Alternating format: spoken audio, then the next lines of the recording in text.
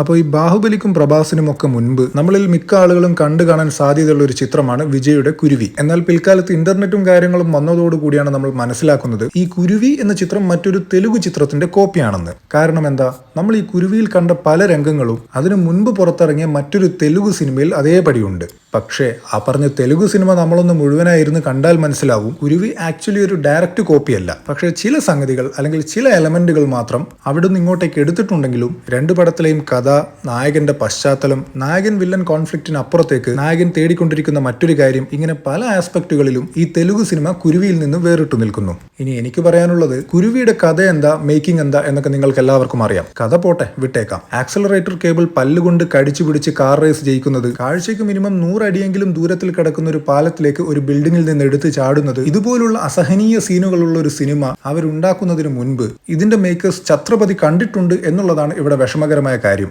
എന്ന് വെച്ചാൽ അതുപോലൊരു സോളിഡ് സംഗതി അവരുടെ കൺമുന്നിലൂടെ പോയിട്ടും അവരത് മുഴുവനായി ഉപയോഗിക്കാതെ അതിൽ നിന്ന് കുറച്ച് എലമെന്റ് മാത്രം എടുത്ത് ബാക്കി സ്വന്തം കയ്യിൽ നിന്നിട്ടത് എന്തിനാണെന്നാണ്. അപ്പോൾ ഈ ഛത്രപതി അത്ര നല്ല സിനിമയാണോ എന്ന് ചോദിച്ചാൽ മാസ് ആക്ഷൻ എന്റർടൈനറുകളുടെ കൂട്ടത്തിൽ ഇതൊരു മികച്ച പടം തന്നെയാണ്. ഇനി വിജയെ മനസ്സിൽ കണ്ടുകൊണ്ട് നമുക്ക് ഛത്രപതിയിലെ ഇന്റർവൽ ബ്ലോക്ക് ഒന്ന് നോക്കാം. വില്ലന്മാരുടെ ഒരു സംഘത്തെ അടിച്ച് നിലംപരിശാക്കി നായകനും നായകനെ നേതാവായി കണ്ട ഒരു കൂട്ടം ചെറുപ്പക്കാരും വില്ലന്മാരുടെ തലവന്റെ അടുത്തേക്ക് ചെല്ലുന്നു. ഇത് കണ്ട് വില്ലന്മാർ ഞെട്ടുന്നു. തൊട്ടു മുൻപ് നടന്നൊരു ഫൈറ്റ് സീൻ കഴിഞ്ഞു വരുന്നത് കൊണ്ട് ദേഹമാസകലം ചെളിയും ചോരയും പുരണ്ട ഒരു ഇന്റൻസ് ലുക്കിലാണ് നായകനുള്ളത്. ശേഷം ആ ഗ്രൂപ്പിന്റെ തലവനായി നിന്ന് വില്ലൻ ഒരു കിഡിലൻ വാണിംഗ് കൊടുത്ത് നായകൻ പുറത്തേക്ക് ഇറങ്ങുമ്പോൾ കാണുന്നത് അവിടെ ഒരു കൂട്ടം ആളുകൾ അയാളെ കാത്തു നിൽക്കുന്നതാണ്. ശേഷം ഇനി നിങ്ങളെ ഒരാളും തൊടില്ല എന്ന് അയാൾ ആ ജനങ്ങൾക്ക് വാക്ക് കൊടുക്കുന്നു. എങ്ങനെയുണ്ട്, പൊളിയല്ലേ? എന്നാൽ കുരുവിയിൽ ഇന്റർവൽ ബ്ലോക്ക് എന്തായിരുന്നു? അപ്പൊ അതാണ് പറഞ്ഞത്, ഛത്രപതിയുടെ കുറച്ച് ഭാഗങ്ങൾ എടുക്കുന്നതിന് പകരം അത് അങ്ങനെ തന്നെ എടുത്തിരുന്നെങ്കിൽ സംഗതി ഉഷാറായനെ. വിജയുടെ മാസ് ഇമേജിനും ചേരുമായിരുന്നു. എല്ലാത്തിനും ഉപരി വിജയുടെ കരിയറിലെ ഏറ്റവും വലിയ മോക്കറിയായ ഒരു സീനും സംഭവിക്കില്ലായിരുന്നു.